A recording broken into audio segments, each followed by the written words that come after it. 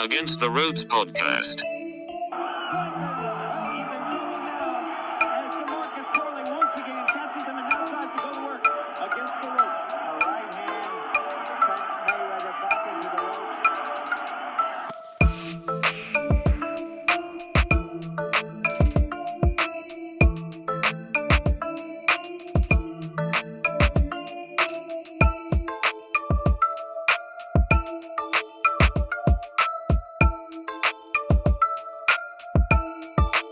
Contra las cuerdas.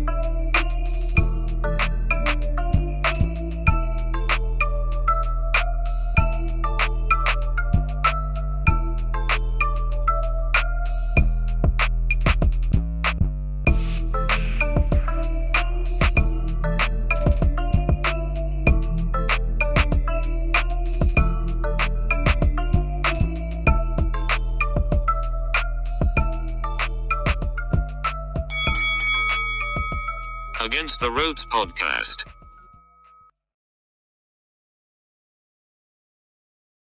Ladies and gentlemen, welcome back to the AtR podcast. Welcome back to another live show. Gio Garcia here alongside Christian Mosqueda.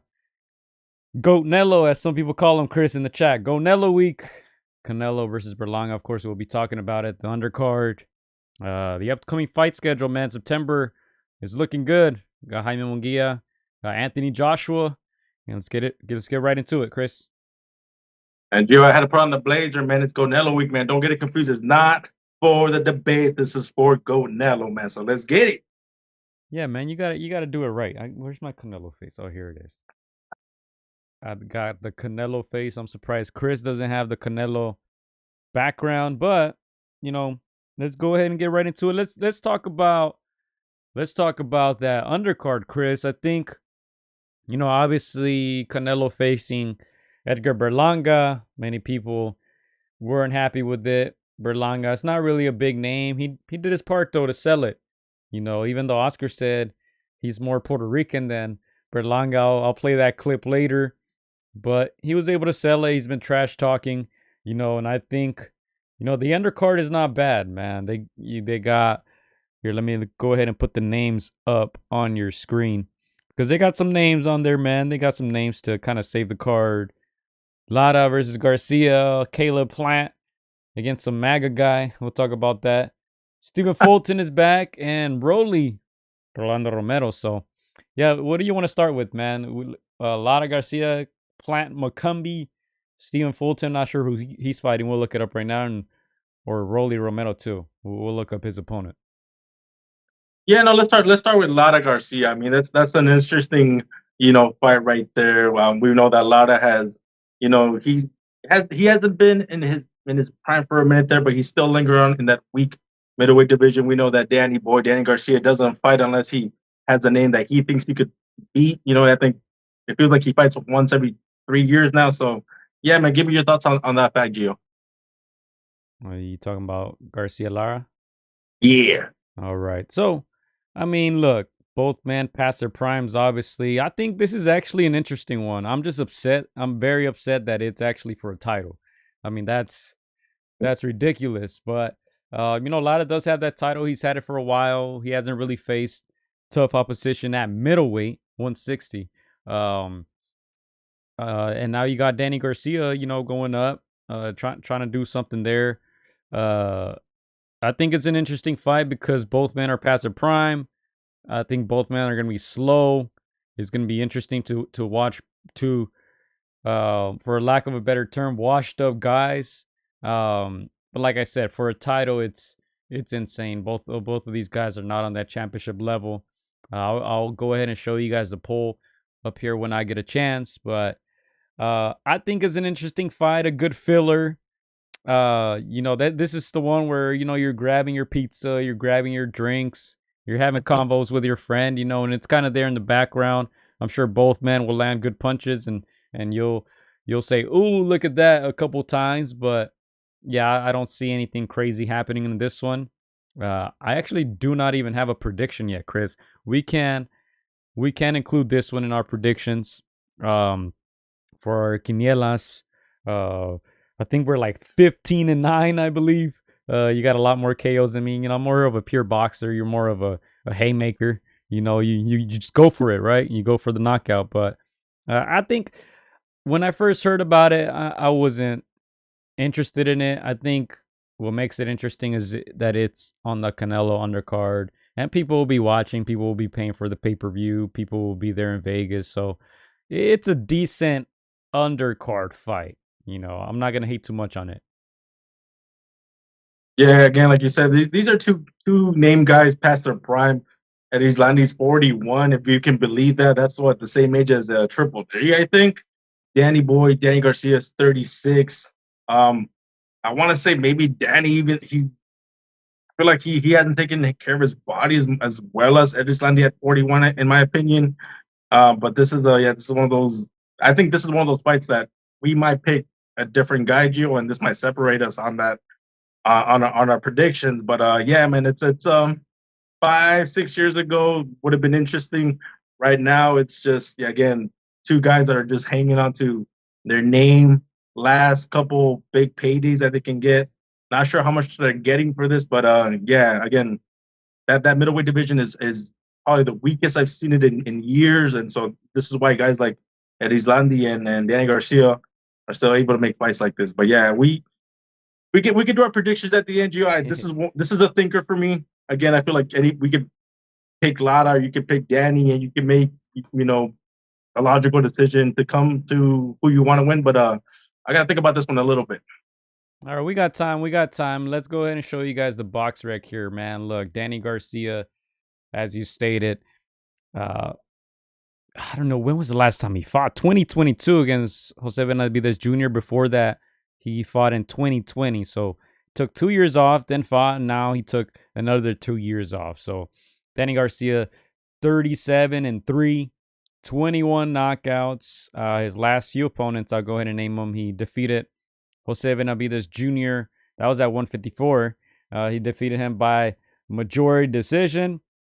He lost to Errol Spence in 2020, 2 years before that. Let's see. Wasn't even close, as you guys see it. 116, 112, 117, 111. He defeated Ivan Redcatch by unanimous decision, who I believe lost to Jose Troncepeda this past weekend.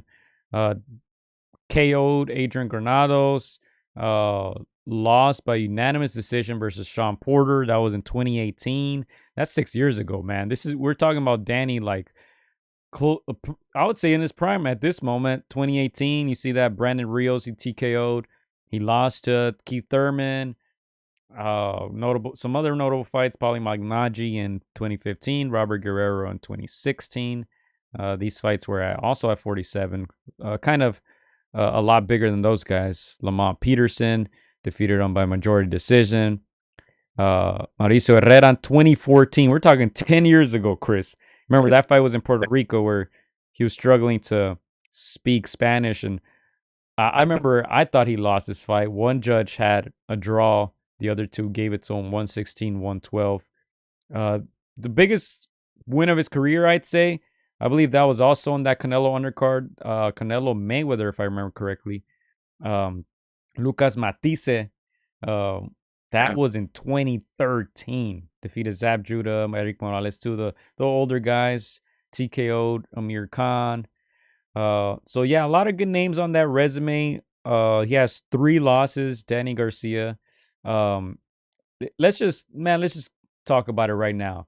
They're talking like Danny Garcia is gonna make it to the Hall of Fame. They asked him about it too. He said even without the Lara win, he's in the Hall of Fame. Can we just get rid of that narrative, or do you think he actually has a chance to make it into the Hall of Fame? I think he's got one of those careers where like it's he's like on that line like it's either yes or no. It's just right there. Usually you can tell, oh, this guy's a direct Hall of Famer or he's not. He's like right there where he's gonna need some PR. He's gonna need some players in the game that push him up for him to be considered. I personally think he's a name and title holder, but again, I think the last 5 years of his career where he could have done some more stuff, he could have put his name more, into the Hall of Fame conversation. I don't think he's done enough, and it's sad, like you said, 2018 and beyond, and before that, he was in his prime. He was getting wins against guys like Amir Khan, which were those fights that you remember, fights like against Lucas Matisse, where you didn't expect him to win, but he boxed pretty well in those fights to get a W. So we expected more of Danny Boy, we expected more of Danny Garcia, and it almost feels like post pandemic, and I think he's talked about depression and all that. It just didn't serve him well post pandemic.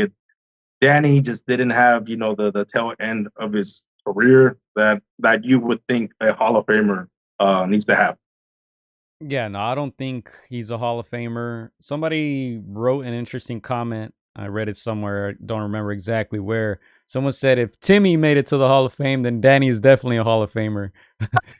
I think Danny Garcia had a better career than Tim Bradley, man. So if that's the metric, I mean, you want to look up who's Timmy's biggest wins? Obviously, the Pacquiao robberies. He defeated Marquez. Marquez was a little older. That's good. Provodnikov, and that's basically it. Yeah, I mean, Jesse obviously, Vargas, like come on on. paper, is a Manny Pacquiao. Jesse You get some Vargas, credit come just for on. winning that fight. Like let's just say that he didn't win the fight, even though he got it on paper. You get credit. You get some credit just for taking on the grades. So I give him a little bit of credit on that. Biggest win, best win. Uh, Memorable to the fans was obviously the Provodnikov. I think he gained a lot of fans in that fight, and of course the Marquez one, which it was an upset for a lot of people. So if you compare, let's say the Provodnikov, that that one alone, I think, in my opinion, is better than Danny's Lucas Matisse fight, in my opinion. But Look, it's close there, Gio. That's a good little barometer right there. What do look, you think? man. Before he defeated Manny Pacquiao, allegedly, look at this. Look, I mean, he didn't have a good resume before that. Probably Lamont Peterson, that he defeated at 140. And Yep. old Casamayor, he defeated Manny, split decision, robbery, straight up. He defeated Provodnikov right after that, the year after. And then the same year that he defeated Provodnikov, he defeated Marquez. To me, you said an upset. I've never regarded Marquez as that guy, so I didn't think he was going to be Bradley. I mean, you just got to be realistic. Marquez lost pretty much all his big fights, even though a lot of people love him and might disagree with that. But, with the exception of Barrera, which was very controversial, and obviously stopping Pacquiao in his fourth try, he lost all his other big fights. Let's just keep it real. So I never thought he was going to be Bradley. Then lost to Pacquiao. We're talking about Bradley now. Diego Chavez, Jesse Vargas, Brandon Rios, and then lost to Pacquiao again. So 33-2, 13 KOs. I don't know how this gets you into the Hall of Fame, man. This guy knows people. But if you compare that to the Danny resume, like, come on, man. Danny's resume is not that. It's not worse than Bradley's. Like Jose Benavides Jr., Errol Spence. Mind you, he didn't win those against those big names, but he was still in the Red Catch, Granados, Sean Porter, Brandon Rios, Keith Thurman, Robert Guerrero, Paulie Malignaggi, Lamont Peterson, Rod Salka. Can't forget Rod Salka, Chris. Wow. Mauricio Herrera, Lucas Matisse, Sab Judah, Eric Morales. Obviously, in a lot of those guys were a lot older than him, but he has better names than Bradley, in my opinion. Again, I think a lot of fans would say Bradley's is a little bit better. Other people will say Danny's is a little bit better. I personally think Bradley's opponents had more substance to them. That's just my personal opinion. Again, it's just to me it's Danny Garcia, running a great marathon up until mile 20, and then the last 6 miles has just been that. It's nothing impressive. So I expect more of Danny Boy. I mean, you're right. He's got some good names. He's got some good names, man. That Amir Khan, that one wasn't upset. Let's just call it what it is. Yeah. That was a great win on his Even record. Matista was the one to me. Matista. All right. So let's get into Lara, man. Let's get into Lara. Let us know what you guys think in the live chat and in the comment section if you guys are watching the replay of this clip. Let's get into Erislandy Lara, man. Let's see if he has a case, right? We're talking about as if these guys were retired already, Chris, but no, they're actually fighting each other. Erislandy Lara, 30-3, 18 KOs, 41 years old. We'll take a look at how he's coming into the fight. He fought this year against Michael Sarafa, stopped him. I think you were there at that fight, weren't you? Then he took a 2-year layoff. He fought Gary O'Sullivan, TKO'd him. Look at Lara getting KOs late in his career. Tomas Lamana, never heard of him. Greg Vendetti, never heard of him. He won that vacant belt against Greg Vendetti, whoever that is. What else do we got? Ramon Alvarez. Is that Canelo's brother? Let me find out. I think so. Split decision versus Brian Castaño. That one I was very surprised by. And then also him losing to Jared Hurd before that. I think those two were surprising to me. Terrell Gaucher, 2017. We're talking about 7 years ago now. Vanes Martirosyan. A lot of names I don't recognize here. Austin Trout, he defeated in 2013. Stopped Alfredo Angulo in 2013 as well. Fought Martirosyan again. When was it he fought Canelo? I think 14, right? It's 2014. Yeah. Yep. And July of 2014, he lost by split. A lot of people still dispute this one. Y'all got to watch boxing. You can't win a fight if you don't throw punches, man. Can't win a fight if you don't throw punches. So, but that was probably the highlight of his career, having a close fight with Canelo 14 years ago. Now he's fighting on a Canelo undercard. Yeah, you would think he's gonna hang him up soon, right? But hey, he's a champion right now. He's a champion, so we'll see how long this lasts, and we'll see what he can do against. You can say a smaller Danny Garcia who's been very inactive. You mentioned the mental health stuff, the layoffs, the inconsistencies by Danny as of late, but hey, man, we got to give our predictions, Chris. We got to give our predictions at some point. I don't know if you have made your mind, but I have. I think just going down this Hall of Fame this trail, like I think I've made up my mind. Do you want me to go first, Gio? Go for it. I have my opinion, and I think I just came up with it as of the last few minutes. We'll give our thoughts, our prediction, and then we'll go with the poll and see how people see this fight playing out. Well, let me just say, first of all, if one of these two guys is going into the Hall of Fame before this fight, it's got to be at least Landada. Obviously, he's got 5 more years of career in him, more names, more notables, more guys that you will remember. So as of right now, I think Landada does make a case for the Hall of Fame. And at 41, to still be in pretty good shape, not the greatest of shape because, nobody beats Father Time. I think he's taking care of his body. So with that said, and with the Danny, really, in my opinion, really bad last 4 years post-pandemic, I want to say Erislandy Lara wins this one. Even though he's got knockouts, I'm going to say decision. I think Danny Boy's got a good chin. I think he does have power to hurt Lara. And he could pull up a shocker, but I don't expect it. So Erislandy Lara by decision, even at 41. Damn, man, that's exactly what I'm going with. Big Bro too. Say Lara in his 40s is levels above Danny.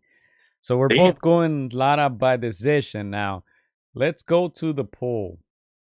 Let's show you guys the poll real quick. I have not seen it. I have not voted yet. I'm going to go ahead and cast my vote right here. All right, and you see the results there. This was posted 17 hours ago, 250 votes. 44% of the people are going with Lara. 56% are saying Danny. Lara will box circles around Danny Slowfeed Garcia, says one commenter. Garcia's youth will probably give him the win, says another. Garcia by round 8. And Big Bro says Lara 41 is levels above Danny, who barely beat Jose Benavides in his last fight at 154. So there you have the results. 44% are going with Lara. 56 with Danny Garcia. Are you surprised by that? I was a little surprised. I mean, I think before doing this whole analysis, I would have still picked Eddie Islandi just based on just his boxing ability and his amateur pedigree, in my opinion. But just to see that poll, I'm like, we must have a lot of followers from the culture, because for Danny to get that high of a vote, it's a little shocking. But Danny Garcia is a more recognizable name. He's been, again, like I said, more out there, like not full mainstream, but a lot of people do know him. So, and a lot of people don't really know Eddie Islandi Lara. But yeah, a little bit shocking. But hey, maybe the fans know something we don't know, Gio. I think I don't like using the C word, but I think casuals know Lara as the guy who beat Canelo, right? I don't think they watched the fight, but that's just what a lot of people say. Yeah, I just think that Lara, I think obviously he fought this year. I think that's a plus for him. He's used to obviously that weight class. That's a plus for him. I think he could use that to his advantage if he's still. Obviously, he has slowed down over the years. He's not that guy who used to fight that they used to call boring, right? High risk, super low reward. If you guys remember, and Oscar still talks about it in interviews today. I think he was on Club Shay Shay talking about it. He was saying, man, I didn't want him to fight guys like Lara. I've pulled up their guarantees in previous podcasts, Chris. Canelo was guaranteed, I believe, 1.5 million. Lara 1 million. So, I mean, chump change, and that's why Oscar didn't want them to fight at the time, because it was bad business. If Canelo would have lost that fight, a lot of that hype dies down. Obviously, if he wins, people start taking him for real now. But look, his haters still didn't give him credit for defeating Lara. So, I'm not sure if it was worth it at the end of the day, but that's why sometimes I'm not against marinating fights, because sometimes the fighters don't get compensated as they should. And I think that's a prime example of that. 1.5 million guarantee for Canelo. I'm sure he made some off of that Live Gate pay-per-view, all that. But man, that's a very low number for a very high profile fight. That Lara at the time was an elite opponent. And nobody wanted to face him. People thought he was boring. He moved too much. He wasn't a guy who would knock people out, and I think obviously his style has changed. He'll mix it up in there with Danny.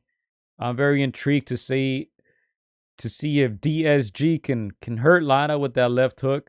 That's going to be his go-to punch, I'm sure, against a southpaw.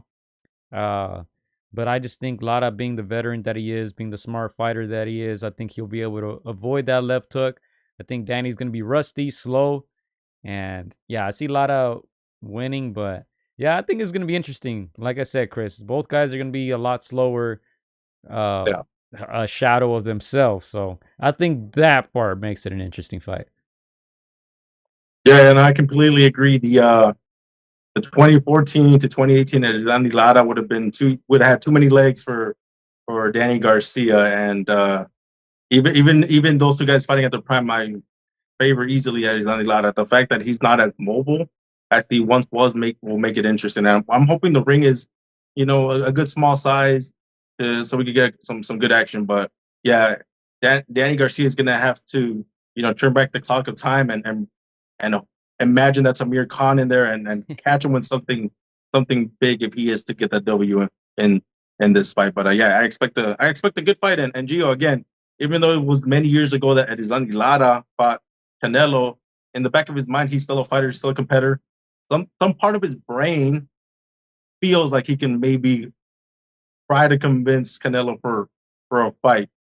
Even though you, me, and every fan in the world will probably be like, dude, that's way past the time frame. It's Canelo's way bigger, whole different level. There's a part of it at his Lara that probably thinks I have to make a statement to have some kind of chance to entice Canelo for one last payday. I don't think it happens, but hey, there's always that thought in the back of a fighter's mind. Payday. Everybody's after that payday. They even asked Danny Garcia if he would entertain that fight with Canelo, and obviously he said yeah, right? But yeah, man, let's go ahead and move on. Let's go into Rolly Romero, Chris. Let's just get that out of the way. Rolly Romero. Let's take a look at who he's fighting. I'm here on YouTube right now. Let me go ahead and go back to event right here. Are you excited to watch Rolly back? His last fight was that TKO loss, obviously, versus your boy Pitbull Cruz. He now has 2 losses, 13 KOs and 15 wins. 28 years old, Rolly Florencio Romero Moreno. He lost to Cruz in March. That's when he was stopped. Yeah. Now let me just start off saying I think Rolly's, and I've said it time and time again, he's good for boxing. He's a good entertainer. He is like this era's Adrian Broner when it comes to just trash talk and getting on the mic and saying just crazy stuff, wearing outlandish outfits and just making it a fun press conference, making it a fun event. So yeah, no, I'm excited for Rolly. Again, he's of the people. Like whether you're not convinced by his fundamentals or his antics or whatever, he is of the people. We've had him on the podcast before when we were first starting, called him up. We had some good banter back and forth. I think he's good. Again, he's good for boxing. I don't know too much of his opponent, but we'll see what happens. But yeah, I'm excited to see how he bounces back from that hellacious beatdown by Pitbull Cruz. You had to add hellacious, huh? Man, this guy. Anything with Pitbull is golden, according to Chris. Yeah, his opponent, Manuel Jaimes, 16-1-1, 11 KOs. He's from San Jose, California. Chris, this doesn't look like a wash. I've never heard of his opponent, but he's fighting a guy with 11 KOs and 16 victories. He's won his last couple fights by unanimous decision.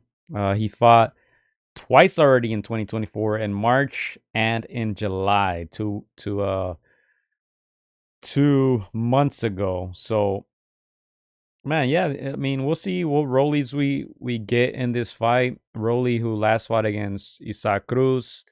Last year he fought against Barroso, that egregious TKO win. I'm not sure what the hell the referee was doing there. 2022, he lost by TKO to Gervonta Davis. And nothing really spectacular before that. That unanimous decision against Jackson Mariñas in 2020. Another robbery. So we'll see. I hope he wins, though. Like you said, I think he's good for boxing. He's a modern day AB, even though AB still active, quote unquote, you can say. But Rolly's an entertaining guy, so I hope he wins. Another filler, Chris. I'm not mad at it. Yeah, again, Rollies gives me Rayo vibes when it comes to the type of opposition he has. He doesn't care what guy you put in front of him. Obviously as a manager, you want to take care of, your fighter when it comes to, these kinds of fights where they need to bounce back from a loss. So again, not too happy, me personally, with the management, but Rolly's a fighter, and we'll see if he can bounce back. Again, like you said, Gio, we don't know too much about his opponent, but just seeing it at face value, that record, 16-1, good amount of knockouts, it might be a dangerous fight for Rolly. We'll see how that turns out. Yeah, and this is what the other fights that we have also on that card. Shout out to our boy Lawrence King. Lawrence, who we've had on the podcast, done multiple interviews with him. 27 years old, 16-1, 13 KOs. He's been on a lot of Canelo undercards. All right, he was one of Canelo's main sparring partners when he had that run at 168, that undisputed run when he was beating all these guys. southpaw, 6'2" Lawrence. So big guy. That's why Canelo liked sparring with him. Smart fighter, slick fighter. So he'll be on the undercard against Vaughn Williams, who's 12-1. Close. Come on. 12-1, 8 KOs. He's coming off a split decision win.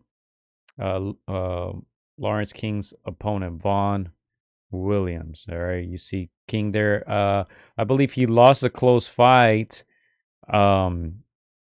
Here. Where am I looking at?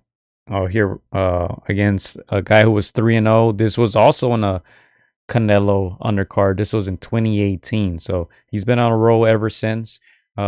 Interesting fighter, Lawrence King. So keep an eye on him. What else do we have here? We talked about Rolando. Stephen Fulton, Chris, who's now 21-1, only 8 KOs.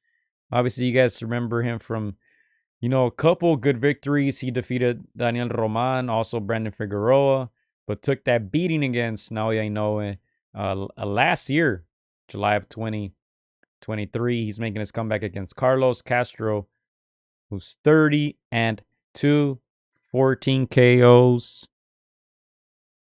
And yeah, he's coming off a unanimous decision win. Yeah, no, again, there's a lot of good names. I think I normally, like you said, we normally don't skim through the undercards of Canelo because we normally don't get a lot. Let's just call it how it is. But yeah, there's some good names there. So I know that the price tag is a little high. I don't know if you've noticed how much it is, Gio. It's a little high. I'm not sure if you're gonna pay for it.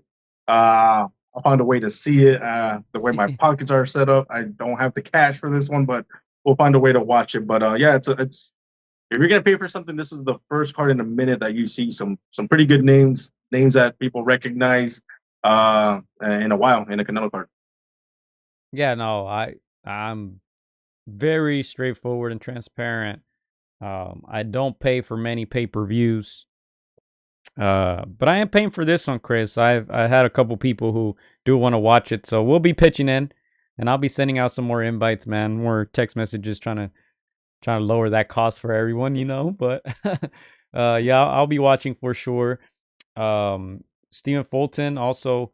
You see some of the names that I mentioned there: Daniel Roman, Brandon Figueroa, Angelo Leo. He defeated him in 2021. Leo, who just became a champion by defeating our boy Venado Lopez.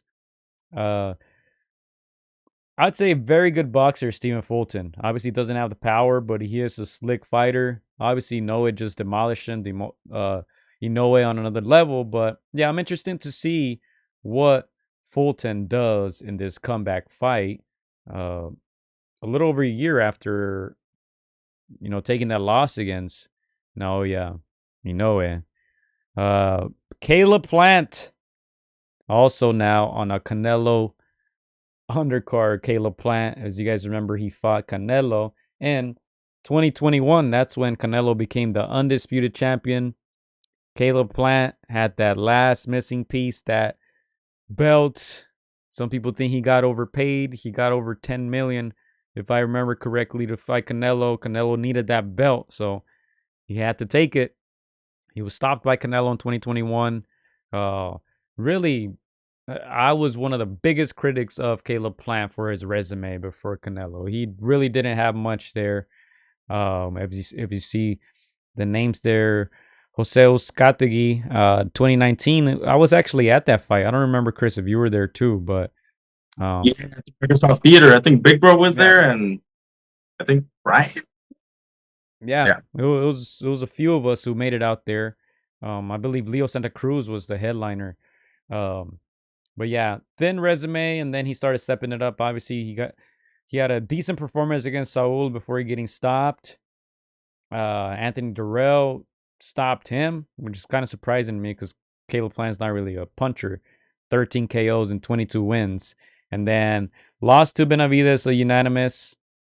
And he's now fighting Trevor Maga McCumby, Chris.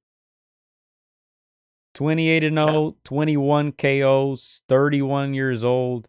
He's been wearing that weird red hat. Nothing really on his resume, as you see there. So a lot of people are predicting Caleb to defeat this MAGA guy. Big Bro said Plant by KO. But yeah, this is an interesting fight. I think Plant wins though. I think he might get another stoppage. Yeah, again, I don't know too much about his opponent, but just seeing the record, good record, very protected record, not a whole lot of knockouts. You see the names, no recognizable name on that guy's resume. I think there's level to this game as we've always heard it time and time before. And yeah, again, Caleb Plant, like you said on the Canelo undercard, he's gonna want to make a statement. He's gonna try to again insert himself back in and around contenders for Canelo.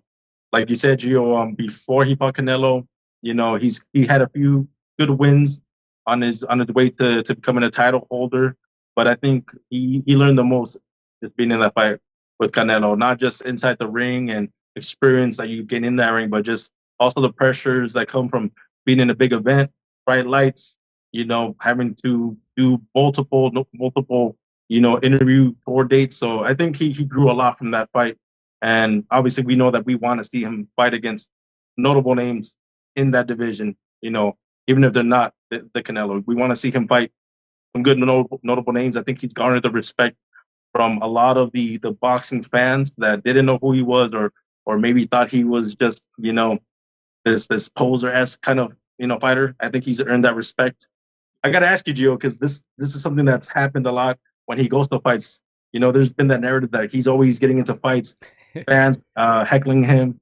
I think he tends to always bite and gets into these altercations with fans. Obviously there's drinking and all that. What are your thoughts on that? About Caleb Plant? Yeah.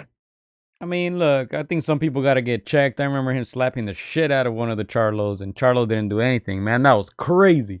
I've never seen so much disrespect. Plant said that Charlo kept pulling on his beard or something. Slapped the shit out of him. Charlo didn't do anything, man. Yeah, he doesn't want to smoke. He doesn't want to fight Plant. Plant, I give him props for calling all these guys out. He's even called out Berlanga during that press conference. It seemed like kind of Berlanga started that. So Berlanga, man, I don't want to jump the gun. I don't want to skip over Caleb Plant here, but he's in a good position. Obviously most people think he's going to lose, but there's the Munguia fight that can happen. And there's the Caleb Plant fight that can happen. And there's a Diego Pacheco fight that can happen that are interesting fights and can sell, can get him a good bag. But kind of staying on that Plant subject, I just think he doesn't take disrespect. I'm not mad at it. Look, he's made himself relevant over the years. Independent of that Canelo fight, obviously that brings a lot of eyes to you. But, I think if you disrespect him, he's going to step up for himself. I'm not mad at that. Yeah, I don't know if I got anything else besides that. No, I got. For me, I think it's just he's that hood in him, where he always has to, check people that are just disrespectful. In my opinion, you're way above all these fans that are haters, that are just drunk, that are they're just trying to get under your skin, man. I think Caleb Plant's at a level where he's amassed a good amount of money. He's amassed a good amount of respect for what he's done in that ring. I know it's easier said than done, but he's just got to overlook these people, man. Again, like you said, Gio, it's not easy, people get in your skin and you got to check them sometimes. But I think for Caleb, he's way above that, and I think he should try not to pay mind to some of these fans, in my opinion. Yeah, I started giving him his props when he posted some picture and he was wearing some Nipsey Hussle TMC gear. And I think I actually commented under the Against the Ropes Instagram. This was maybe 4 years ago, maybe. And he actually liked the comment because I said something like the marathon continues or something. So I was like, oh, this guy seems pretty cool. Seems pretty cultured, He ended up, I'm not sure they're married, but he has a kid with Jordan. What's her name? Jordan. I forgot her name, but they had a kid and everything. So, but anyway. Let's move on, Gio. Let's get to the so we're going with Plant. Is Plant stopping this guy or no? He's got to. I think he's got to. We're going Plant. I don't know much about the guy, but I think what I just mentioned. The guy. Levels above certain people, and he needs to make a statement on a Canelo card. Yep. All right. What else do we have on here? Is that your official too? Yeah, I'm going with Caleb Plant stopping Maga McCumby. Same old. Oh. All right. At Islandi Lara, we've given our opinion and our prediction for that. We're both going Lara, unanimous decision. So let's go ahead and get right into it, man. What you guys have been waiting for. The face of boxing, 61-2 with 2 draws, 39 KOs to his name. Will he get his 40? Will he get his 40th? 34 years old. You guys are right around the same age, Chris. Still in you guys' primes. Don't let him tell you otherwise. He last fought Munguia Cinco de Mayo weekend. Won that by unanimous decision. Defeated Charlo as well. John Ryder in Guadalajara. Golovkin before that. B-Bowl before that in 2022. And then this is that run that he had that we were talking about at 168. TKO. Plant. Same with Billy Joe Saunders. Stopped him. Stopped Avni Yildirim. Callum Smith, not sure how he survived. Man, he took a beating. And Sergey Kovalev before that at 175. So Canelo, you can say staying active a lot more than the other guys we talked about. Danny Garcia taking 2 years off twice. Talked about Lara taking 2 years off. Canelo, fighting his 2 times a year. His consistent two fights a year, and now he'll be fighting Edgar Berlanga from Brooklyn. This guy tells you every chance he gets, he tells you that he's from New York. 27 years old, 22-0, 17 knockouts. He fought in February of this year against Patrick McCrory. Stopped him. Couldn't stop Jason Quigley in 2023. What else does he have here? Romero Alexis Angulo went the distance with him. That's probably his best win there. Romero Alexis Angulo, who's actually defeated our boy Anthony Sims Jr. and then lost to David Benavidez, if my memory doesn't fail me. So he's been in big fights. Steve Rolls, Marcelo Coceres, I believe he was dropped in that one. And you see there not much there. You see his I'd say impressive record of first round KOs. I mean, to have that many, it's not easy. How many did he have? Like, let's count them. I already forgot what the number was. 1, 2, 3, 4, 5, 6. 1, 2, 3, 4, 5, 6, 7, 8, 9, 10, 11, 12, 13, 14. 14, I believe it was. Sounds about right. That's when he was fighting on Top Rank ESPN. Now he's with the Zone. Now he's with Eddie Hearns.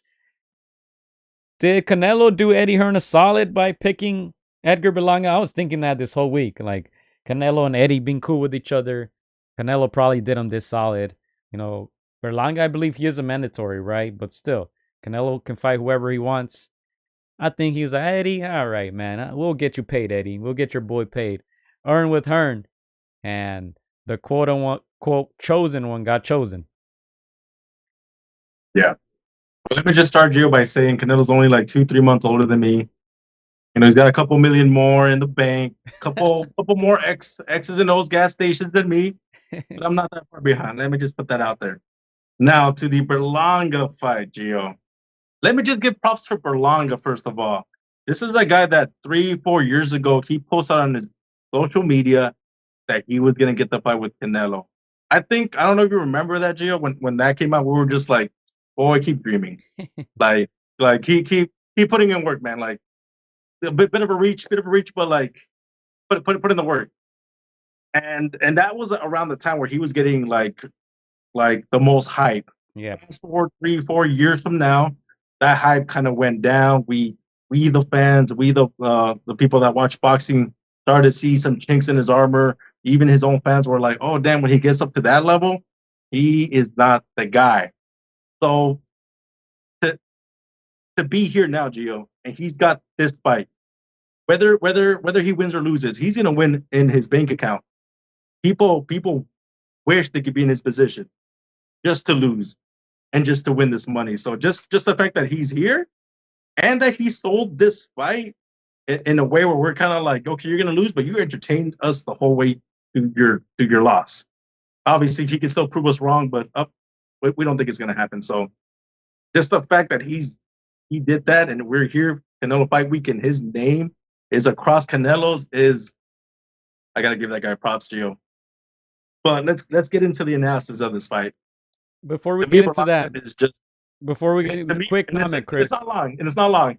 Berlanga is just an oversized Kirkland to me, Gio. He is one dimensional. He's got power, but what's the point if you can't land it? And I think Canelo is just levels and levels ahead, and where he's just gonna break him down. He's just gonna, obviously absorb some of that muscle in the beginning, but he's just too smart. He's got a wealth of experience that nobody in that boxing world has, and he's just gonna break down this giant, in my opinion. What are your thoughts? All right, first of all, I think that's disrespectful to James Kirkland. All right, Canelo said Kirkland was the biggest puncher he ever fought. He said Kirkland hit me the hardest. He said, man, I blocked his shots and they were hurting my arms. And he said, man, I got to get this guy out of here. All right, because he's dangerous, and that's what he did. So please put some respect on James Kirkland's name. All right, he's got some KOs in actual meaningful fights. I don't think Berlanga has done that. All right, so I just want to say that. Also, Berlanga, you said, man, he's very fortunate to be here. Chris, he needs this fight, Chris. He literally needs it. You see all that jewelry? He already spent all his money, Chris. Somebody tell this guy it's not 2003. Like, rappers are not even wearing that anymore. Now, this guy is stuck. I don't even know when he was born. He's 27. What is that? 1997? He probably... He grew up watching too many Fat Joe videos, Chris. He's still rocking the TS chain. He's still rocking the TS hat. Man, this guy needs this fight. He spent all his money, it looks like. But, yeah, man, I'm going to keep it nice and simple. This guy couldn't stop Jason Quigley. All right, you guys saw it there on his resume. Come on, man. I'm gonna just show you the poll. All right, I'm gonna just show you the poll that we posted. Can I guess? I haven't seen it. All right, go ahead. I'm gonna say 85%. Okay, do you even know the question, Chris? 85% Canelo, and that's being. And I'm giving Berlanga the benefit of the doubt. Like, he gets a little bit. Where we at? All right, so the question was, are you giving Berlanga a chance versus Canelo? Options are yes, he has a puncher's chance. No, straight up. 25% are saying yes, he has a puncher's chance. 75% are saying no. All right, you guys can still vote. 19.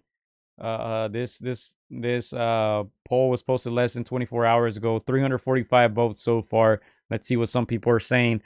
Not even a puncher's chance. Damn, people. Says the first commenter. Someone says, I give him the puncher's chance because Canelo's head movement isn't the best. I don't know what that guy be watching. Or as good as it used to be. Plus, the laws of physics cannot be underestimated. He says, Berlanga's getting paid though. Another guy says. Big Bro says, Canelo, easy money, KO under 8. Another guy says, hope you people who's betting on Canelo lose all your money. There will be an upset this Saturday night. And he posted the Puerto Rico flag there. So clearly a Puerto Rican guy. But yeah, 25% are giving him a puncher's chance, which is, I think that's pretty good. Yeah. Percentages, Chris. How do you see this one? We always talk percentages. Is it 90-10, 70-30? How do you see this one? 50-50? I see this. I see this 80-20, and of course, Joe, you always have a puncher's chance. We know Berlanga's got power. We know he had a good knockout streak for the beginning part of his career. 1920. But I mean, they were not Canelo, man. And again, these are guys that are just, you're up and coming, and you don't know how to avoid that power. But Canelo's gonna go down as one of the greats. So yeah, the fact that guy said that Canelo has no head movement, man. First of all, Canelo has head movement, and if you do touch him, guess what? He's got one of the best chins in boxing history. He's rolled with it. Again, Berlanga's got a puncher's chance, but man, he's gonna need to put them together, and I don't see I don't see that happening. But again, anything can happen in boxing. And again, if he were to pull off the monumentous upset, we'd be the first to be like, "Dude, give your props." But I don't think it's happening, Jim. Yeah, look, I mean, Canelo's always taking a chance at 168 because these guys are much bigger than him. Berlanga just posted a picture yesterday on Instagram. He weighed in at 174. So Yeah. he still has to shed 6 pounds, on fight week. You got to wonder how heavy he was starting camp with 200 pounds. Canelo, as I said, always taking a risk. Obviously, these guys are much bigger than him. Berlanga, 6'1", 6'2", I believe. He's much taller than Canelo. I don't know if you saw Canelo at the Mexico-New Zealand game, I believe, here in the Rose Bowl. He looked tiny compared to the soccer players. I think people overestimate the size of Canelo. The guy's 5'7", 5'8" at best. I think they list him at 5'7.5".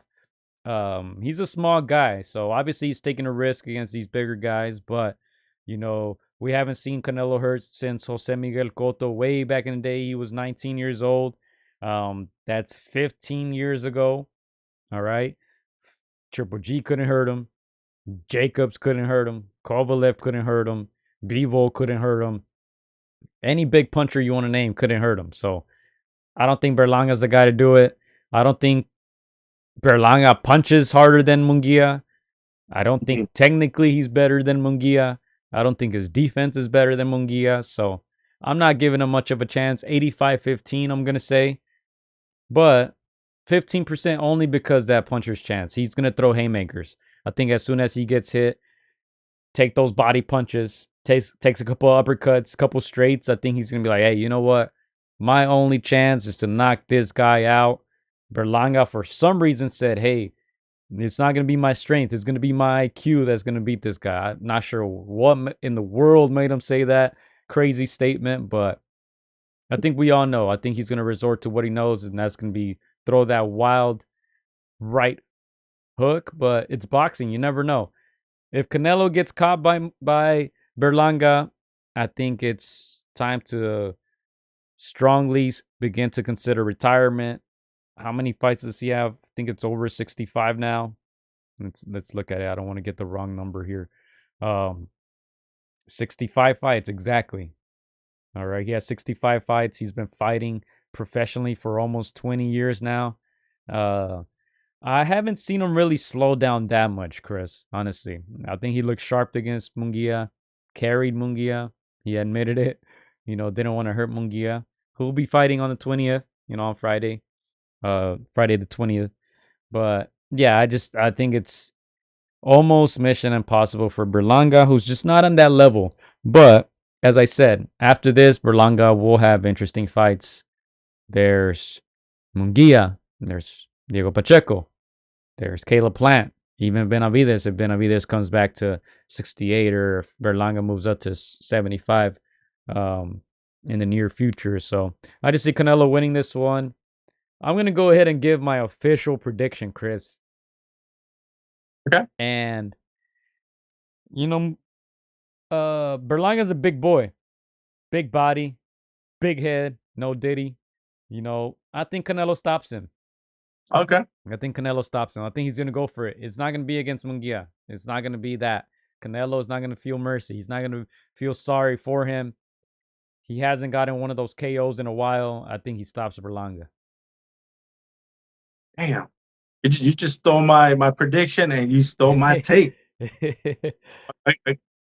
First of all, let me clarify for the viewers, Gio. When you say Canelo hasn't been hurt, we're not saying that they haven't put hands on Canelo the way people has. Canelo can be beat, but he didn't hurt him, Chris, if that's what you're trying to say. Bivol didn't hurt him. Yeah, like Canelo hasn't been hurt where he's disconnected from his legs or his senses. Like he always has a good poker face, even if he's getting attacked. But he's never been hurt. I do believe that Berlanga's got the power to hurt him. I think he's probably one of the biggest guys he's ever fought, and I think Berlanga does carry that natural, power. And let's be real, Canelo's a small guy, like you mentioned, Gio, coming up in weight. So Berlanga does have the power to hurt him. I just don't see him landing it without getting broken down, in my opinion. I think of the Vegeta and Trunks, just to give you a DBZ reference, when they power up and they get so buff where they can't land anything on Cell. It's gonna be like that. Again, Canelo just an ultra gifted IQ fighter. I see him breaking it down, and yes, Gio, you brought up that point. What Canelo did not do to Munguia, he can do it to this guy because what? This guy is not Mexican. He's Puerto Rican. He's been talking a lot of smack. So yeah, I think Canelo's gonna take all that, not anger, but all that knockout power that he didn't get to use on Munguia on Berlanga, and I'm gonna steal your pick too because I had that before. Bang. I'm gonna take Canelo by knockout. Bang. All right, let me play this real quick. I hope they play the right. Payday. You want payday? I know that. I know that. Payday. You want payday? I know that. If I'm Berlanga, Payday. You want payday? That's a guarantee. That's a guarantee, man. Like you're gonna have a cool what? I'm guessing what, at least guaranteed 3-4 million, Gio? What do you think? For Berlanga, oh yeah, I'm sure he's getting something. I'm sure Eddie Hearn is getting him paid, man. Like I said, I think Canelo's might be doing Eddie a solid. All right, let's get your guy paid, man. Yeah. So again, yeah, that's how we see it coming down. I think it's going to be a great event overall, Gio. I think the Puerto Ricans are excited. They're dropping comments. I don't think they believe their guy's going to win, but hey, it's okay to dream. And obviously the Mexican peoples, they're going to make their way in. Again, they always back up Canelo, especially when they know it's against somebody that's not a stable man. They know that he's going to take it out. So it's going to be a great event, in my opinion. All right. Let's make boxing great again, says Trump. Oh, man, this guy came straight from the debate. Shout out to you, man. Shout out to you. He had to tune into the hottest boxing podcast, Chris. This guy knows. Hey, Trump was out there throwing haymakers, man. He was getting outboxed by Kamala. Let's go. Hey, look, let me play this. Hello again. Guess what time? Another guy. Guess what time it is, Chris? Clapback Thursdays. I'm pretty sure you've seen this on the net. Another guy who's throwing haymakers at Canelo. He's not fighting, but he's throwing haymakers. Let me play some of this. It is time for your new favorite 5 minutes of the week, Clapback Thursdays. This actually might be my favorite one so far. So it turns out I'm not the only one who thinks Canelo is an arrogant piece of shit. Turkey al-Sheikh recently revealed that Canelo refused to meet with him in person and isn't entertaining any deals to be done with him. Why? Because he's outpriced himself so much that the Saudis don't even want to deal with him. And it's all because he will do anything not to fight David Benavidez. Look, Turkey is trying to make the best fights that everybody wants to see. And Canelo continues to take the fights that nobody wants to see. That takes me to Ed. Wait, let me pause it right there. He just fought your fighter, Oscar. Stop dissing your fighter. He just fought Munguia. He said he's taking fights that nobody wants to see. Come on, Oscar. Anyway, let's continue here. Edgar Berlanga, who is fighting Canelo on September 14. Now he claims he has a whole country behind him. Edgar, bro, you're from Brooklyn. I think I'm more Puerto Rican than you are, and I only lived there for 6 years. He's clapping at Berlanga now. What Berlanga do to him? What do you think so far, Chris? Before I play the rest, have you seen this video yet? I've seen some of the videos. He's been throwing out some videos. Oscarin, he's cringe, man. Let's just call it what it is. He's been cringe, and obviously this sounds very high school petty-ish. Like this is, I mean, from a legend that Oscar is, I'm a little concerned, Drew. You would expect more from a guy that's that high in the boxing world, that's had an amazing career. It's unfortunate, man. It's unfortunate from Oscar. Yeah. Yeah, and I think growing up, you watch the fight, and even when he got robbed, he was so politically correct. He was nice to everyone. Now dissing his best fighter that he's ever promoted. I would say this guy probably made him the most money because obviously he promoted himself. He promoted Floyd Mayweather, but he had Canelo since the beginning. He was getting those paydays.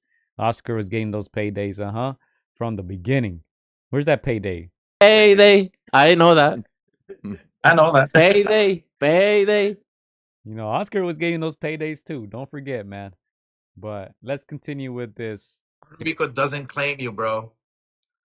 I said weeks ago, this fight will not do well on September 14. Not only because the matchup is okay, but because they're going up against the UFC's debut at the Sphere in Las Vegas. Now, that's a spectacle that everyone and their mother has been waiting to see since it opened up about a year ago. And who is funding it and making it all happen? Turkey Al-Sheikh, Canelo. Hey, I gotta make a turkey. I gotta make a turkey face now. Turkey's been brought up in every single podcast since he came onto the scene, Chris. I gotta make him a face. I really do. But anyway, I saw your reaction there. Do you want to say something now or save it? I don't think my mom knows about the Sphere. I don't know if she cares about the Sphere. But go ahead, Oscar. Continue. All right, let's go ahead and continue. Hold up. What you said, this deserves God now. And I don't know who NM is, man. Flat out. God in him. I didn't even know. I only knew that show was going on because Oscar said he was going to be there. And Right. Turkey was putting money behind it. That's the only reason I knew that a UFC show was going on. But, which they're lowering the prices, I'm hearing, because they weren't selling as they expected to. Obviously, you're going against the face of combat sports. Like, I don't even know. Sean something is the guy's name. Like, who the hell is that guy? But anyway, the guy who's fighting. But anyway, let's continue here. You're really making the wrong enemies. But you know what? Fuck you.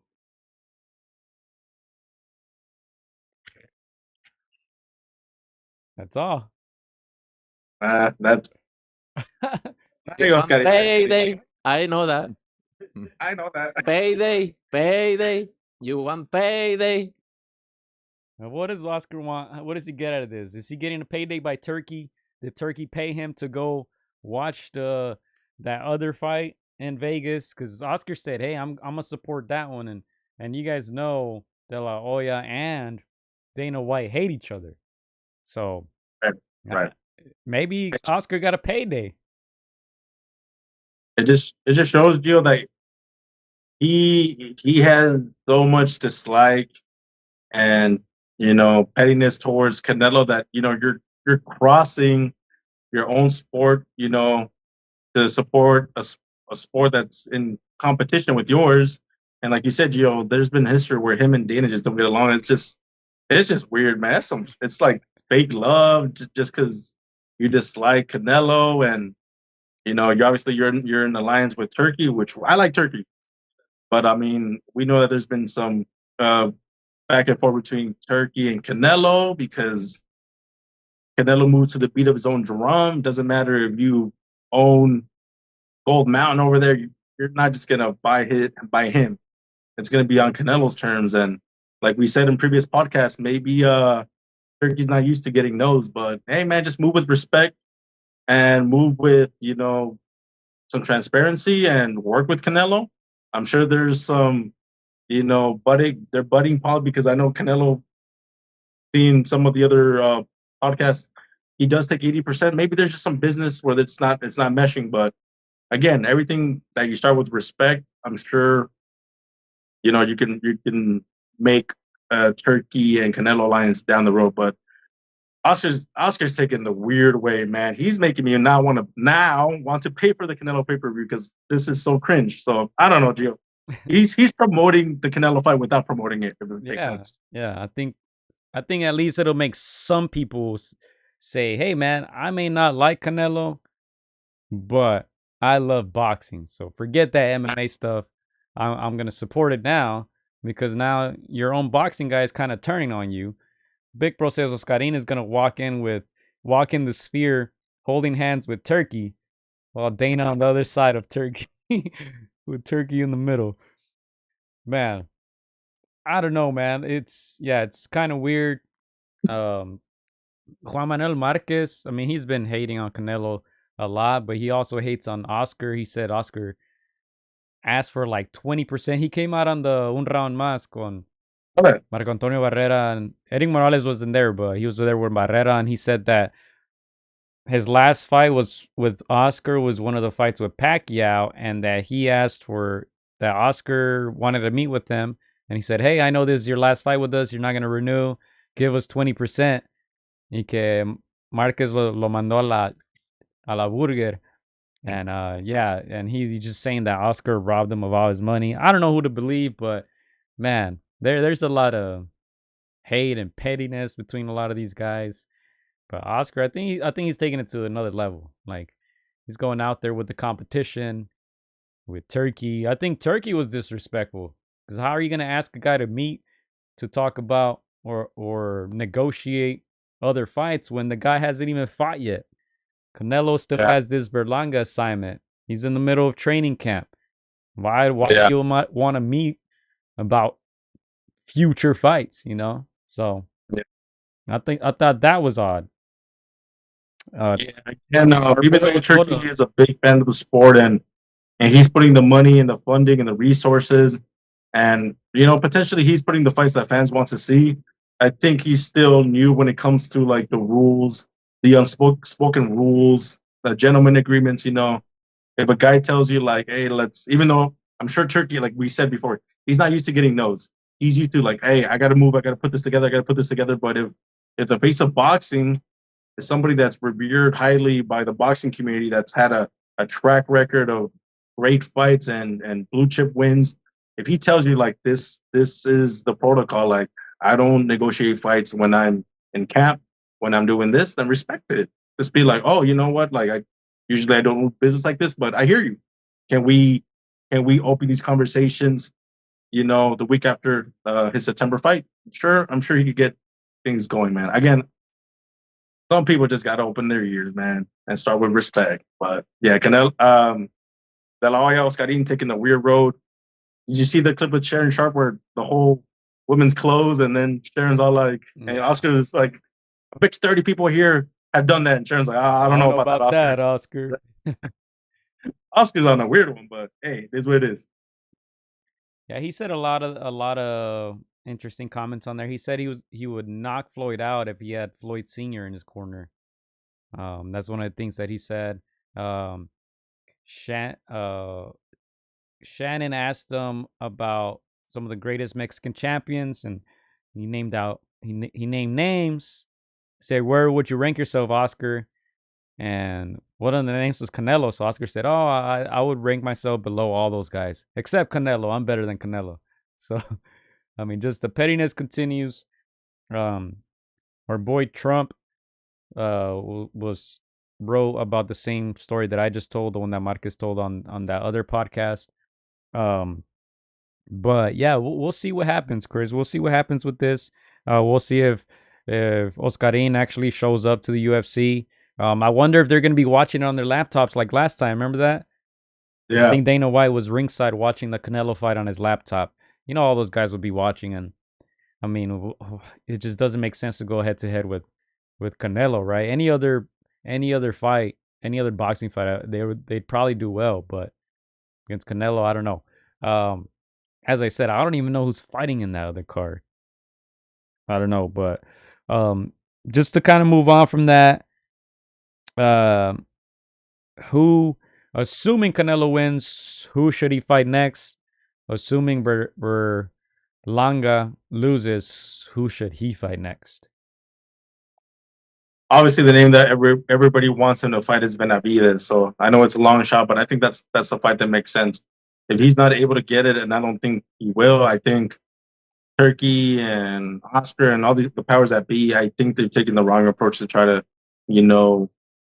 bring Canelo in. I don't think that fight happens. So, in my opinion, and I know it's hard, because it's connected to Turkey. He's got to fight Bivol before he starts to dip a little bit. I think that's the one fight that he's got to rematch back.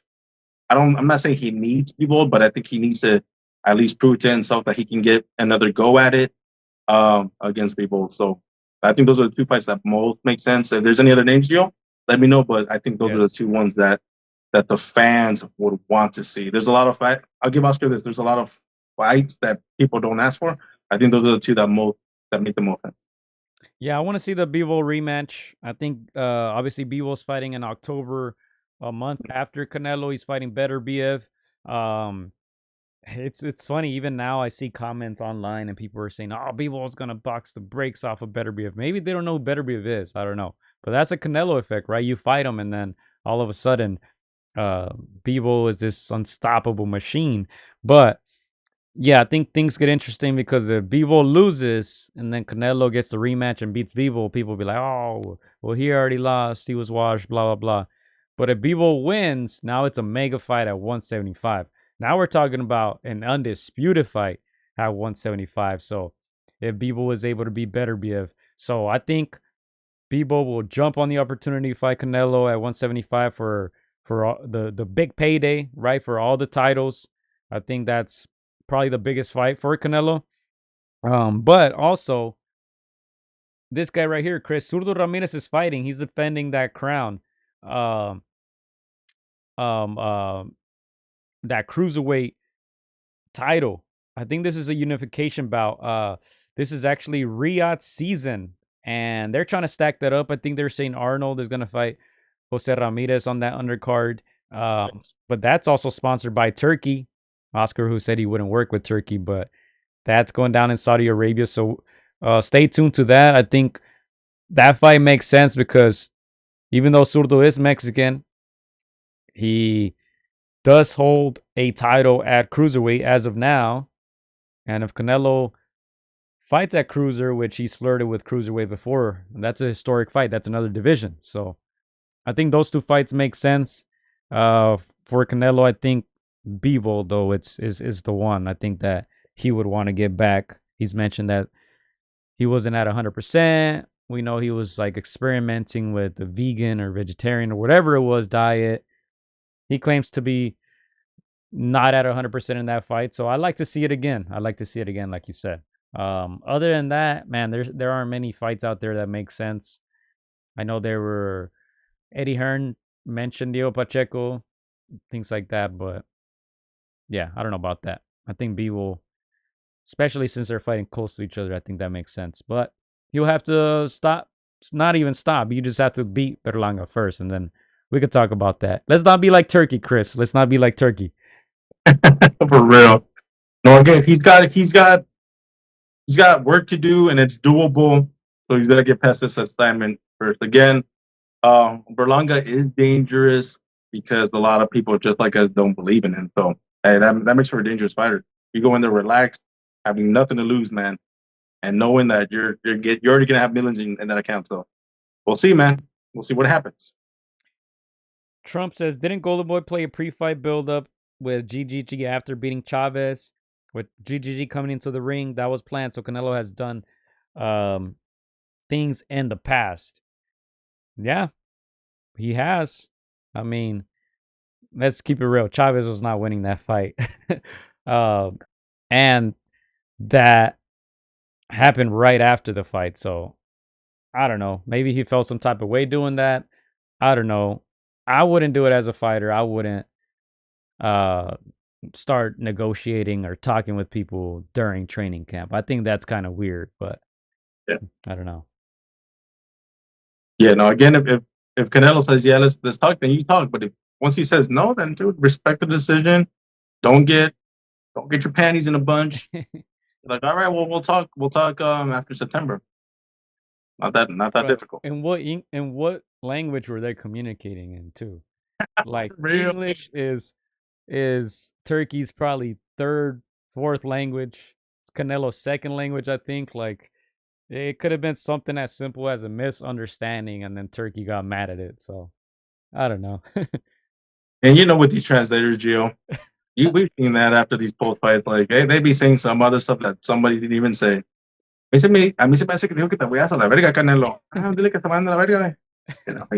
These things happen. Oh no, he said he wants to meet in Vegas. No, no, verga, no, Vegas. That's one of the most entertaining things too about like the translators after boxing fights because they say random things, man. And everyone who knows Spanish and English just laughs. Like, what the hell are these guys on? Like, you can't be under that much pressure that you just completely forget two languages. If you guys think we're lying, go to YouTube, go to the Julio Cesar Chavez translator. Even Julio was all like, "Yo no dije eso, yo no dije eso." It's comedy, man. But hey, that guy still has a job too. You still see him around. for real. All right, let's move on. What else we got? I think that's it, man. We can go into the upcoming fights. As we stated, Munguia is fighting. Let me go ahead and pull that up for you guys. Last topic here. So get any last comments, questions for you guys in the live chat. This question that we posted 2 weeks ago: which fighter are you most excited for in September? 16% said Inoue Doheny. 55% Alvarez Berlanga. A lot of Mexicans and a lot of Puerto Ricans, it seems like, Chris. Munguia Bazinian, only 4%, and Joshua Dubois, 25%. That's the one I'm looking forward to in this month. But good month, man. A good month because I feel like last month didn't have anything crazy. August was a little slow, so I'm happy we're getting back-to-back fights. Next weekend is Munguia, Bazinian, and Joshua Dubois. Munguia fights on a Friday, Joshua on Saturday. Yeah, I'm excited about Dubois, man. I was not familiar with that man trash talking game, man. It's been entertaining, man. Obviously, we know what Joshua is, what he brings. He's champion, former champion. He's coming back, but Dubois, man, Dubois. I know it's early, but hey, I might smell an upset, man. We'll see. Ooh. Dang, we got to get into it. That's next week. We'll be, analyzing our post-fight thoughts on this Canelo Munguia, and we'll be previewing Munguia's comeback and Joshua Dubois. That may be an upset. Chris is smelling it, so we'll talk about that next week. Just to go to some comments here. Trump says, why didn't Cepeda versus Shakur get signed? Not that I want to see Shakur fight. I would love to see Cepeda fight for a championship. Well, Shakur has a huge fight coming up. It's on pay-per-view. Right, Chris? Who's he fighting? Ooh, man. I don't know, man, but dude, Cepeda needs a fight, dude. He needs a name, man. Again, I think a fight against Shakur, I think a lot of people would discount it. I think they would think that Shakur would outbox, but I think Cepeda's got that. I think he could break him down if he employs a good tactic. But we'll see, man. Joe Cordina is a name, right? Who cares? Which is, I mean, I don't know. I don't even know what to say. You guys, if you guys are ESPN Plus subscribers, this is not an ad.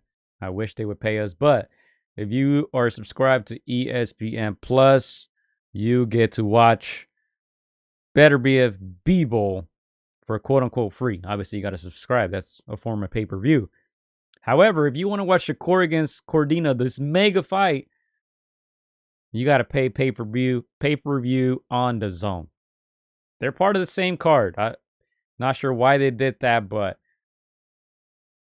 I mean, how many family members can Shakur have? Wait, say that again, Gio?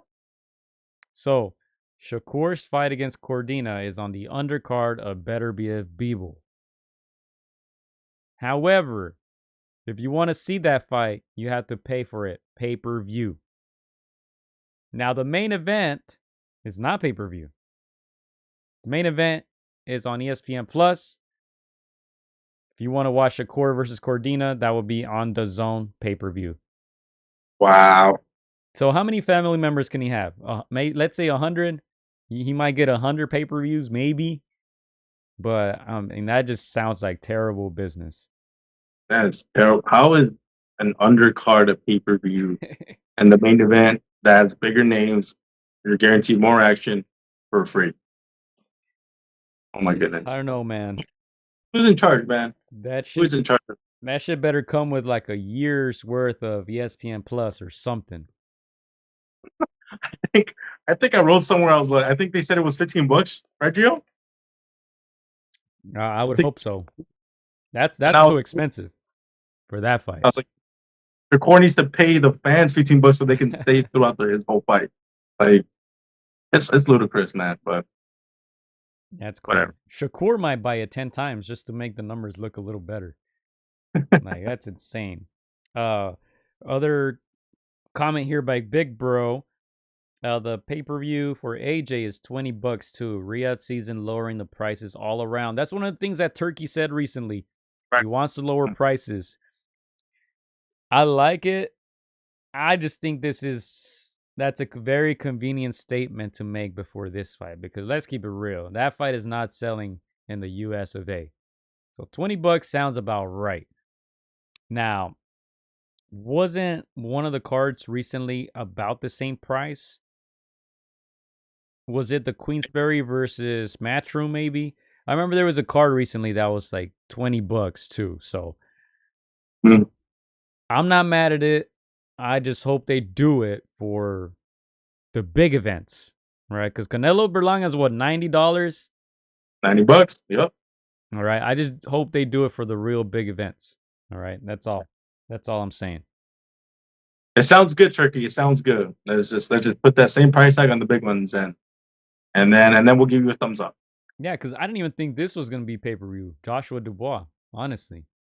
It's not really a pay-per-view card, I can say, even though obviously Joshua is very popular. And I like the fight. It's a good fight. You know? So I think the $20 price tag is smart, but I just hope they continue with those price tags, because the Crawford Madrimov was what? How much was that, Chris? That's how you know we didn't pay for it. I went to the fight, so that's because they had Eminem, but I don't remember the pay-per-view. But I'm guessing it was probably ballpark 40 to 50. Yeah, I think maybe it was a little around bit there, less. yeah, 65 or something like that. Which that totally flopped, even with all those names on it. Crawford Madrimov is just not gonna sell. You know, you can put Andrew Reese on there all you want, Cruz against Valenzuela all you want, but if you're still headlining and putting Crawford's face on everything, you know, it's not gonna sell. Nobody knows this guy. All right. I was out there at the Santa Monica Pier for the media workout, and half of the people in there didn't know what was going on. They were like, "Oh, free boxing," and the other half were there for either Andy Ruiz or Pitbull Cruz. So we'll see. We'll see. Hopefully they can keep up that momentum. They don't mind losing money, Chris, I'm sure. Got plenty of oil. Let's go. All right. What else you guys got? Let's go through some comments here. Anything you want to say before we get out of here, Chris? You guys write your last comments, questions before we dip up out of here. Yeah, no, once again, I think we're gonna get a Canelo that's gonna pull all his efforts out. You know, like I said in the previous fight against a country, he held a little bit back. So, but I see him taking all his frustrations, everything out in this fight. So I think everybody that's in attendance, I'm pretty sure you're gonna see some good action, man. I predict some knockdowns, and I do also expect to see Canelo, show some great counter boxing, because he does have to be on alert with that power in front of him. Yeah, we'll see what Canelo we get. 34 years old, 65 pro fights. I think this is a perfect fight for him to shine. Shows that head movement, even though one of the commenters doesn't think Canelo has good head movement. But yeah, we'll see. Hopefully it's a good show. I wonder what Berlanga's going to do for his walkout show or entrance. Fat Joe, maybe he's always a Fat Joe. I think Fat Joe has walked him out a few times. Let's see what Canelo does too. He always seems to walk out with somebody big. He had Mana in the past, J Balvin, mariachis, yeah, all that. So yeah, man, it's always a good spectacle. People like to criticize Canelo, But at the end of the day, all you guys are going to be watching. And boxing is going to be in the headlines, you know, no matter what else is going on. Every time Canelo fights, he is the headliner. Don't get that twisted, all right? I don't even know the name of the guy who's fighting in UFC. And guess what? He's not getting 35 guaranteed like Canelo. All right? He's not getting 35 milli like Canelo is. So stop it with all these comparisons. Canelo's walking on with Peso Plumas as Trump. Is that correct? Peso Plumas on 4 currently. That was gonna be my prediction.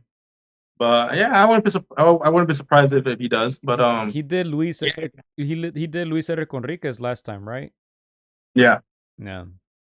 And remember, guys, everything that you guys buy at the concessions, 80% goes straight to Canelo. Smart businessman. Y'all haters better not buy a soda or a beer. You're getting Canelo paid. Y'all better starve. You better sneak in some water or something. Canelo's getting 85% of everything. Damn. If you buy that BMC, he gets 100%. I wonder if he has that up there. He should. Hey, man, look, we're buying BMCs this weekend. I'm going to keep it real. If you haven't tried Canelo's drink, BMC, stands for Viva Mexico Cabrones. This is not an ad either. If you want to sponsor us, Canelo, feel free. We're the best live podcast out there. Check out the other ones. Trust me. You'll come back to this one. But they're actually really good. So we'll be buying some this weekend, Mexican Independence weekend. It's a party all weekend, Chris. So we'll be ready. Hopefully we get some good fights, some knockouts, and a good main event. So looking forward to that. Somebody said Fat Joe betting a bag on Canelo. Damn. Hey. La putiza de su vida, says Big Bro. Hey, I give Berlanga props for that too. He brought Canelo out of his shell. Canelo's with the rebuttals, man, that was hilarious. I gotta watch those, man. But yeah, again, Berlanga made it interesting, man. So that's all we ask for. That's all we ask for. Everything else he does up there is all bonus, man. But again, I know that. Great move by Berlanga to get this fight in the bag. Payday, payday. You want payday? I know that. I know that. Payday, payday. You want payday? I know that. I know that. All right, man. Well, yeah. He's getting 90% of the BMC's revenue, says Big Bro. Fat Joe walking up Berlanga, says Kyle. Yeah, man. We'll see. It should be interesting, man. Look, it's Canelo weekend. There's always excitement, no matter what. No matter what you want to say. We talked about this fight, Chris. We weren't very excited about it, but once it's fight night, Chris, like you just gotta watch. You gotta watch, man.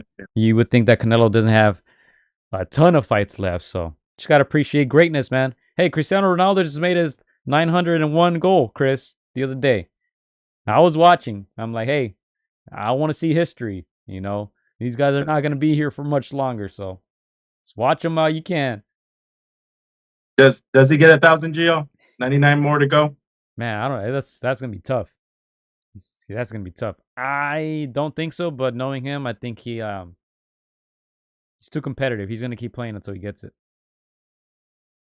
Hey, go to the Mexican League, put him against Chivas, or gold the game, dog. Let's go. He's out there hanging out with Turkey, Chris. He's good. Getting that payday. He's a king over there in Saudi, man. He can do whatever he wants. Last thing, what was I gonna say? Oh, excitement levels, Chris. Where are you at right now? Out of 10. 10 being the best. 10, I'm very excited. Can't wait. 10 is like B-ball entropy levels. I'm at about I'm at a 7, 8, 7.5, 7.5.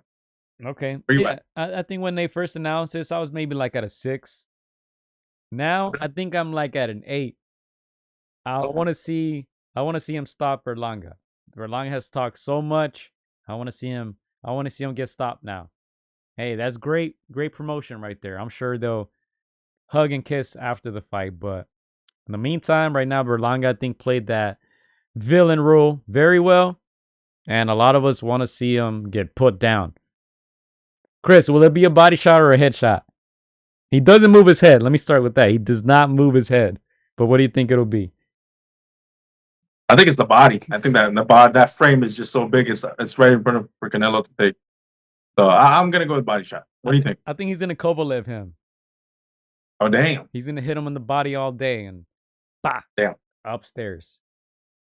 Yeah, you're probably right. I Hey. did say he's a Kirkland, so flat out. How many rounds, Gio? How many rounds is going? Oh man, how many rounds? We both predicted a KO, right? Right. Yeah. I'm gonna say 8 or 9. I'm just gonna say 9. I think he's gonna beat him. Canelo said he's gonna carry him a little bit. I'm gonna say 9. Okay. I've always said that fighters that are not on the level of their opponent don't make it past 5. So I'm gonna give him a little bit of credit. I'm gonna say 8. 8 rounds. All right. Hey, he might get it early. Who knows? I get it He early. might try to carry Berlanga, and Berlanga's just gonna be like, nah, pops. Yeah. Throw the towel in, pops. Fat Joe, throw the towel, Fat Joe. Let's go. Fat Joe called Triple G Triple H. I remember that. I remember. Body shot KO under 7. Book it. Says Big. Is that big, bro? Yep. Yeah, sounds about right. He's always copying me, man. He's always trying to always get something under me, man. Let's go. Yeah, he might put money on it. And Payday. You want payday? I know that. I know that. Payday. All right, fellas. I can't wait to see the post by Canelo drunken videos, man. We need some more of those, man. Oh yeah, he has fun, man. He has fun. Hey, look, last point for me. You know, Berlanga's been posting all these training videos and him running. I'm sure he's gotten a lot more followers. He's playing it well, Chris. All these videos on Instagram, I see things popping up every day. Keep in mind, he's never been here before. All right, he might get blinded by the lights. He might even overtrain, Chris. He's never been in a big fight like this before. He might overtrain and just get demolished in there. So just keep that in mind. Yeah, he landed in Vegas, I think, today. So I mean, there's a lot of things still, to go through. Still got to make weight, right, Gio?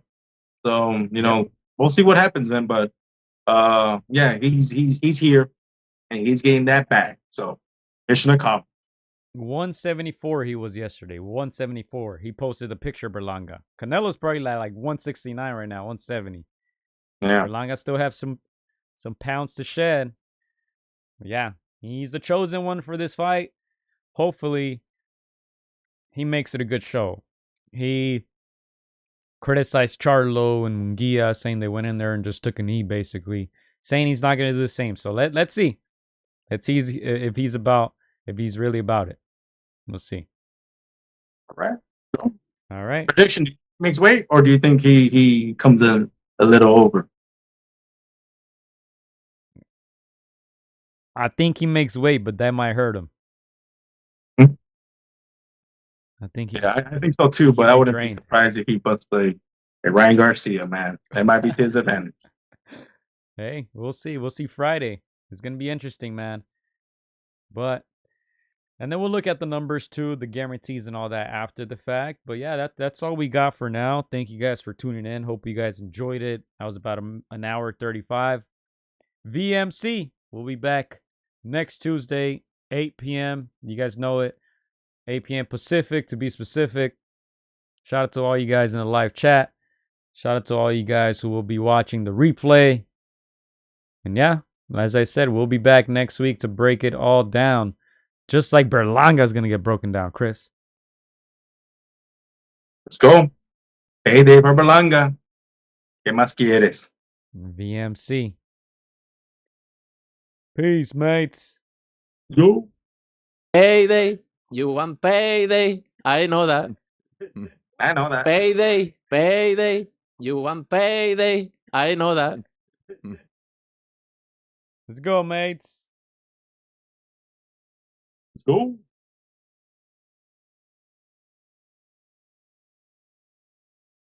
Hola amigos, soy Juan Francisco Gallo.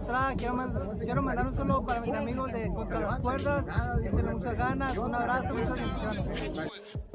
Shout out to Against the Ropes. You know what mine is? Let's box, bitches. It's almost fight night. Shout out to Against the Ropes. Thank you for the support. Keep doing your thing. You're doing a great job. So thank you and best wishes. Against the Ropes. Huge shout out to Against the Ropes. Against the Ropes. Shout out to Against the Ropes. Thank you guys for the interview and hope to see you guys soon. Against the Ropes, always doing the right thing. Shout out to Against the Ropes, man. I appreciate you guys for having me, taking the time out y'all day. Against the Ropes, #1. Freddie Roach. Thank you very much.